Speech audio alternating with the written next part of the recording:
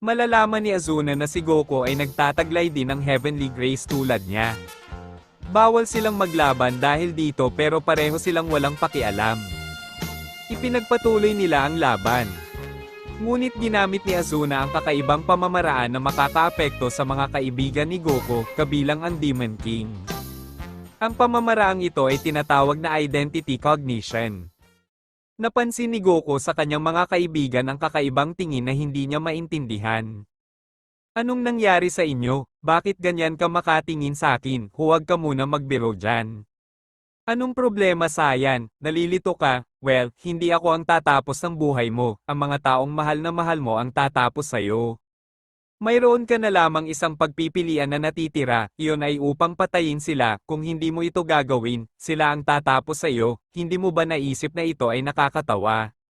Anong kalokohan ang ginawa mo sa kanila? Napakasama mo, hindi mo kailangang gawin sa kanila yan, kasuklam-suklam ka. Tingnan mo ang itsura nila, ngayon galit na galit sila sa'yo, nakikita ka na ng bawat isa sa kanila. Ang taong pinakakinaiinisan nila, bawat isa sa kanila ay may nakikitang iba para sa kanila, hindi ikaw ang Saiyan sa paningin nila.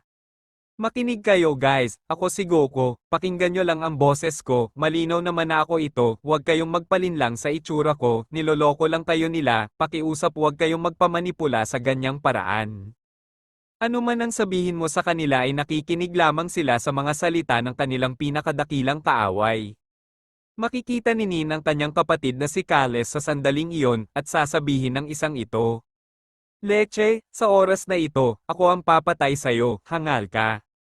Tulad ni Nin sa iba ay makikita nila ang kanilang pinakamalaking kaaway kay Goku. At ang mga ito ay hindi nag-atubili na salakayin siya, ang puot sa kanilang puso ay humadlang sa kanilang pag-iisip ng tama. Ngunit sa sandaling iyon, malalaman ni Kana ang nangyayari sa kakaibang dahilan.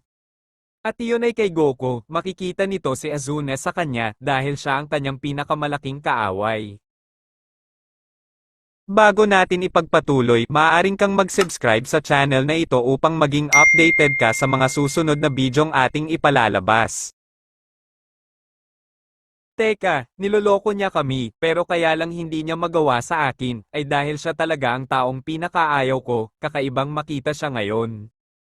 At sa ibang nilalang din kung hindi siya, gagawin ko talaga ang lahat para matapos ang saya na iyon.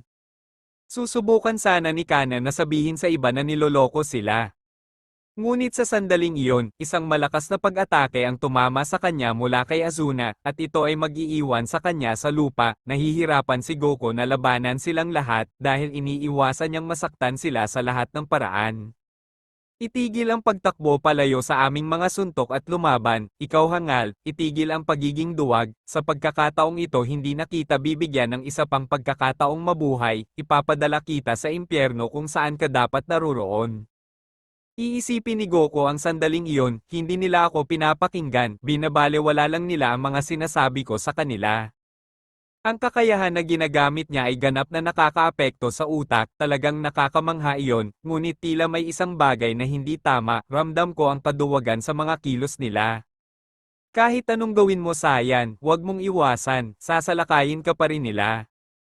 Imposibleng masira ang aking identity cognition technique. Hindi ko sila papatayin, hihintayin ko na lang silang mapagod, hindi mahalaga kung minamanipula sila o hindi, sa huli ay mapapagod din silang atakihin ako. Pero parang ako muna ang mapapagod habang ginagamit ko ang kapangyarihang ito ay masyadong mabilis maubos ang aking enerhiya, kailangan kong gumawa ng isang bagay. Leche, nagsisi ako na pinatay kita pero nakikita kong buhay ka pa, kahit hindi ko intensyon iyon ay nagagalit pa rin ako na maniwala na pinatay kita. Na nagpapagalit sa akin, sa oras na ito tatapusin na talaga kita, ito ang sinasabi ng Demon King Ren kay Goku, dahil nakita niya ang kanyang kapatid na si Zerama sa kanya. Lalong lumakas ang kapangyarihan ng Demon King, at lalo siyang nagagalit at sa mga salita ni Goku, nakakarinig lamang siya ng mga mapanlait na salita dito, na naging dahilan para mas lalo siyang nagalit sa kanyang kapatid na si Zerama. Kaya't itataas niya ang kanyang lakas ng labis at isang malaking pulang aura ang pumapalibot sa kanyang katawan. Hindi pwede, parang lalong lumalala ito. Si Azuna na nanunood nito ay hindi napigilang tumawa, nag-e-enjoy siya, tulad ng dati. Habang inaatake siya ng lahat, nagawa ng Demon King na si Ren na bigyan siya ng napakalakas na pag-atake, na naging dahilan upang hindi siya makagalaw ng ilang sandali, na magbibigay sa kanilang lahat na makatama ng libu-libong pag-atake sa kanya. At nang tuluyan na siyang makagalaw ay mararamdaman niya ang sakit sa kanyang katawan kung saan-saan, tila isa sa mga suntok ng kanyang anak na si Aaron ay nawasak ang kanyang kanang braso at nabali ang kanyang mga binti. Ngunit ano ang nangyari? Ang kanyang pag-atake ay nag-iwan lamang sa akin ng hindi makagalaw sa loob ng 2 segundo, ngunit tila sapat na ito para iwan ako ng ganoon, kailangan ko lang maghintay para makabawi. Magpapatuloy si Goku kahit na duguan, umiiwas sa kanilang mga suntok.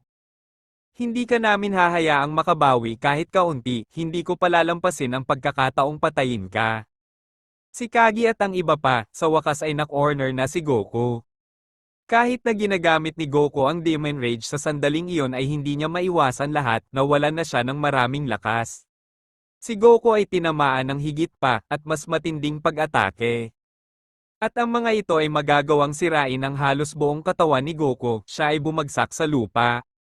Dahil hindi na niya kinaya, sa tingin ko ay hindi ako dapat gumawa ng ganoong katangahang desisyon, ito ay malinaw, na sa huli ako din ang mapapagod, hindi ko alam kung ano ang sinusubukan kong gawin, hindi ko kayang maging mahabagin sa pagkakataong ito, kailangan ko silang saktan kahit papaano, gusto lang ng hangal na babae na yon na patayin ko sila pero hindi ko gagawin yon, pababagsakin ko silang lahat, hihintayin ko na lang na gumaling ang katawan ko at mag-regenerate pero mukhang hindi nila ako papayagan.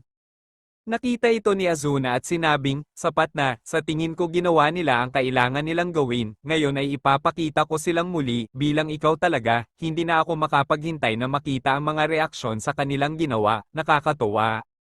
Hangal na babae, hindi ko maintindihan ang iniisip niya, masyado siyang masama. Ang iba ay umaatake pa rin kay Goku, ngunit sa sandaling iyon ay pinawalang bisa ni Azuna ang kanyang pamamaraan sa kanila. Kaya't makikita nila si Goku, at napagtanto na ang taong inaatake nila ay siya talaga, at hindi yung taong sobrang kinaiinisan nila. Hindi maaari, si Goku talaga, kung ano-ano na ang iniisip namin, anong ginawa namin sa kanya. Kawawa naman, tingnan mo lang kung paano nila siya iniwan, anong kahihiyan. Hindi ko alam kung anong nangyari sa isip ko, hindi ko maintindihan. Huminahon ka, naiintindihan ko, minamanipula ka ng babaeng yon, pinaniwala kanyang ako ang enerhiya, sinubukan kong kumbinsihin ka ngunit hindi ito gumana, mukhang nabulag ka na talaga ng sama ng loob mo at inatake mo ako ng walang dahilan. Kaya, hindi tungkol sa kapatid ko, kung gaano ako katanga ngayon, nahulog ako sa isang pamamaraan ng babaeng iyon. Masyado akong naaliw sa katotohanan, nakakatuwa, magpasalamat ka na kinansela ko ang pamamaraan ko, kung hindi ay napatay nila siya ng walang pag-aalinlangan. Pero ngayon, iniwan nila ito ng mas madali para sa akin, ako ang magbibigay sa kanya ng panghuling pag-atake, ito ay kahanga-hanga. Ngayon sa lupa tulad nito, mukha siyang mahina, napakahina, hindi na siya magkakaroon ng oras para makabawi, para doon ay papatayin ko muna siya. Para lang iwasang patayin sila, naging ganoon ako katanga, ngayon ako na mismo ang papatay sa kanila pagkatapos kong patayin ang saya na iyon. Sa kabilang banda, napagtanto ng celestial deities na si Aris na nilabag ni Azuna at Goku ang mga patakaran ng kanilang deal.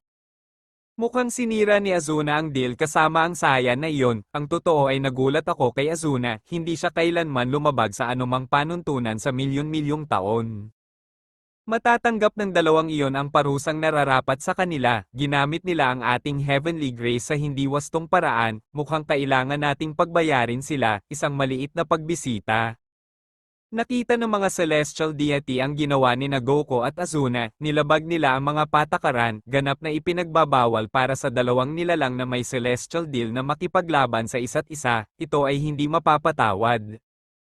Ang kawalan ng paggalang ay hindi matitiis ng mga deities na iyon, kaya dalawa sa kanila ang nagpasya na pumunta sa kinaroroonan nila at bigyan sila ng parusang nararapat sa kanila. Samantala sa ibang lugar, nakahiga si Goku na sugatan sa lupa dahil iniwan siya ng kanyang mga kaibigan sa ganoong estado, pagkatapos niyang ganap na iwasan ang paggawa ng anumang uri ng pinsala sa kanila. Hindi pwede, halos mapatay na namin siya, ano nang ginawa namin sa kanya, ano itong nagawa namin, halos ubusin namin ang lahat ng lakas namin sa pag-atake sa kanya, paano kami maloloko ng ganon? Sabi ko wag kang humingi ng tawad, hindi mo kasalanan, sigurado ako na kahit ako ay nahulog na rin sa katangahang pamamaraan na iyon, ilang minuto lang bago ako makarecover, pero sigurado akong papatayin niya muna ako. Siyempre, paano ko palalampasin ang magandang pagkakataon na ito, magiging walang katotohanan, bagamat aaminin ko medyo naaawa ako nang makita kang ganito. Pero nakakatuwang makita na iniwan ka ng sarili mong mga kaibigan ng ganito, hinayaan lang nila ako, sa ganoong paraan hindi ko na kailangan pang ilabas lahat ng kapangyarihan ko. At magpakawala ng isang labanan na maaaring makatawag ng atensyon ng mga deities. Hindi, kaya nagdududa ako, hindi nila napansin, hinding-hindi nila mapapalampas ito. Masasabi mong hindi mo sila kilala, kahit na nakita mo sila milyon-milyong taon na ang nakalilipas, sa katunayan. Nagulat ako na wala sila ngayon, marahil ay binalewala nila ito, kakaiba. Manahimik ka hangal, hindi mo malalaman, hindi na magtatagal bago kita patayin sayan, huwag mawala ng pag-asa. Masyado kang nagtatagal, gawin mo ang dapat mong gawin, parang pareho lang ang magiging kapalaran ko patayin mo man ako o hindi, magiging pareho ka pa ng kapalaran ko, alam na alam mo ang ginawa mo, hindi mo ito matatakasan. Hindi mo alam ang sinasabi mo, itikom mo yung bibig mo, oras na para mamatay ka. Tumigil, mangyaring huwag gawin ito. Si Azuna ay gagawa ng isang mahusay na mapanirang enerhiya, ito ang Destroyer of Souls. Isang pag-atake na nawawala ang anumang bakas ng pagkakaroon ng isang tao, kaya sa sandaling iyon, ilulunsad niya ang pag-atake kay Goku. Naakmang tatama sa kanila, ngunit biglang nawala ang kapangyarihan. Ano ito? Anong nangyari? Ang pag-atake ko ay bigla na lang nawala, hindi ko maintindihan. Ang lugar ay napuno ng mga labi mula sa usok na nabuo nito. Dalawang nilalang ang lalabas na ikinatulala ng lahat sa lugar na iyon. Ano ito, tila isa sa mga taong iyon ang sumira ng kapangyarihan ni Azuna. Ano ba yung pinagsasabi mo? Nakita ko pa nga nung pinagkawatak-watak niya ang kapangyarihan, nakita ko na lang nawala. Ang mga taong iyon ay tila napakalakas, bagamat sa tingin ko ay kakaiba na hindi ko maramdaman ang kanilang mga enerhiya, tila sila ay may ki ng isang tao. Hindi pwede yon, hindi kaya ng tao yon, hindi ko maintindihan. Hindi pwede, sila yun, nandito sila, tama si Sayan. Kaya papatayin mo na yang Sayan na nakikita ko.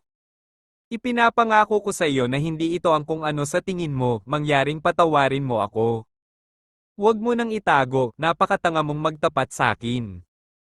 Kaya pareho kayong naglalaban, hindi mabuti sa inyo ang estadong kinalalagyan ninyo, akala ko talaga training lang nyong dalawa, ngunit ito ay isang malaking pagkabigo. Azuna, nagkaroon kami ng tiwala sa iyo, hindi namin naisip na lalabag ka sa anumang mga patakaran, isa itong malaking sorpresa.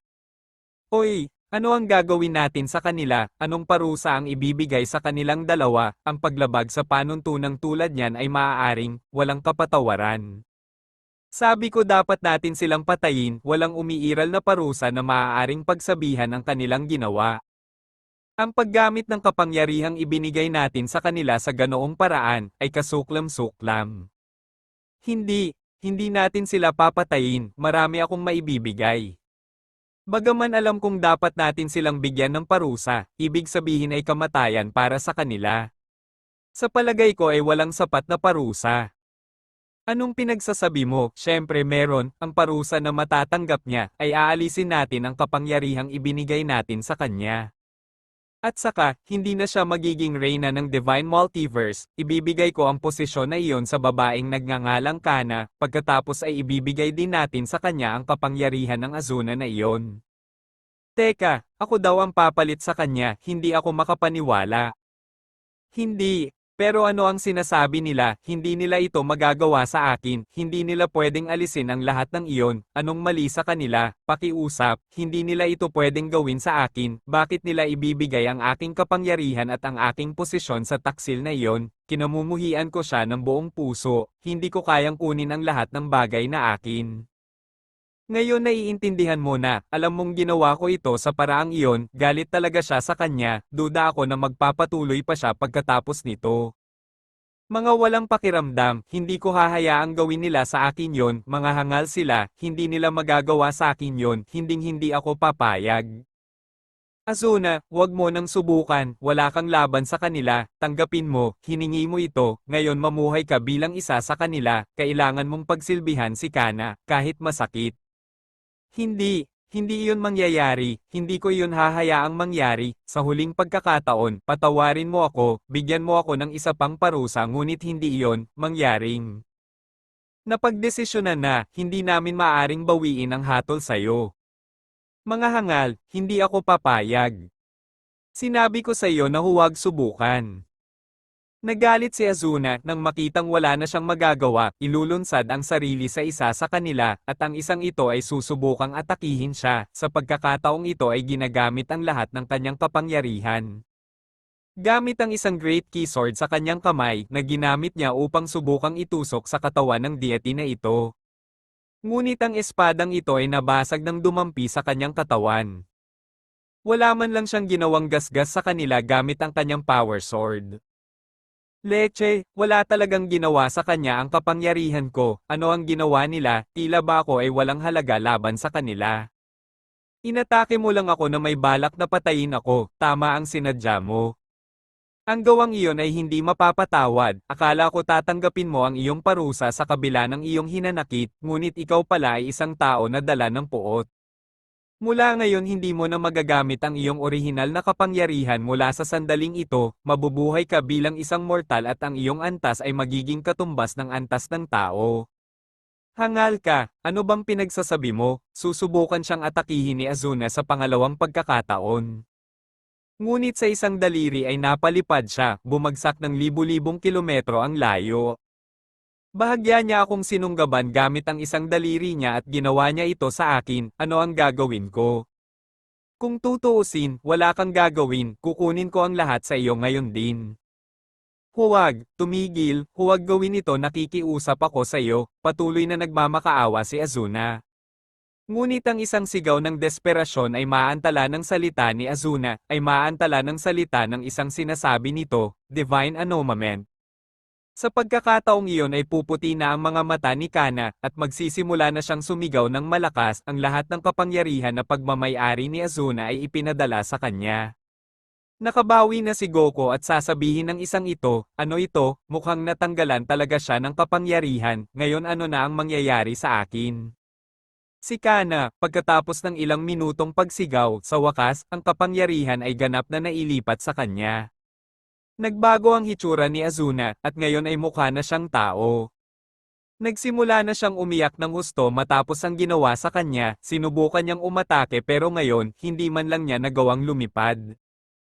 How ironic, hindi ka na nakakatakot gaya ng dati, tingnan mo ngayon kung sino ang mahina, maaari kitang patayin ngayon at hindi ka nila kailangang ipagtanggol, ngunit hindi ko ito gagawin, hahayaan kitang magdusa. Ngayon ano ang gagawin natin sa saya na ito, parang napakakomplikado. Walang masyadong makakaapekto sa hangal na yan, isa lang ang magagawa natin sa kanya, at yun ay ang patayin siya. Baka pwede natin siyang patayin o kitilin ang buhay ng anak niya, o yung babaeng nagngangalang Nin. Ay siya, hindi tayo makapagpas siya ngayon, tanungin din natin ang iba, hindi natin kailangang kunin ang mga ito. Mahihirapang malaman kung ano ang gagawin sa hangal na ito, kung ano ang pagpapasya sa ating lahat. Alam ni Goku na wala siyang magagawa, kaya hindi na siya tumutol. At kinuha nila sila, ang kanyang anak at ang kanyang asawang si Nin, ang isa sa kanilang tatlo ay kailangang mamatay. Sa sandaling iyon, dadalhin nila sila sa kanilang sagradong lugar, kung saan nagtitipon ang lahat ng celestial deities. Iniwan si Goku na walang imik nang makita niya ang iba pang mga deity. Ngayon, magpapasya na kung sino sa inyo ang mamamatay. Kailangan nilang magpasya kung ano ang magiging karapat-dapat na parusa para kay Goku. Sa sandaling iyon, si Goku, Nin at ang kanyang anak ay natigilan nang makita ang napakalaking kapangyarihan na nagmumula sa lahat ng mga deity. Para silang napaka-unreachable na nilalang, nakakakilabot ang aura na bumabalot sa kanila, sa harap nila ay mas mabigat ang pakiramdam, ang pangunawa ng oras ay iba sa presensya ng lahat ng mga deities. Ang lahat ng mga deities ay hindi naiintindihan kung bakit mayroong isang marumi sa kanilang palasyo. Hindi ba dapat ay parusahan mo na sila ngayon? Iyon ang sinabi ko sa kanila. Ang Saiyan at Asuna ay ganap na lumabag sa mga patakaran. At pareho silang halos sirain ng buong universe, pero ang laban nila ay gamit ang pagpapala na binigay natin sa kanila. Nahihirapan akong magdesisyon sa kapalaran nitong Saiyan na ito. Walang duda na ang kanyang ginawa ay hindi mapapatawad at dapat siyang parusahan bilang kabayaran.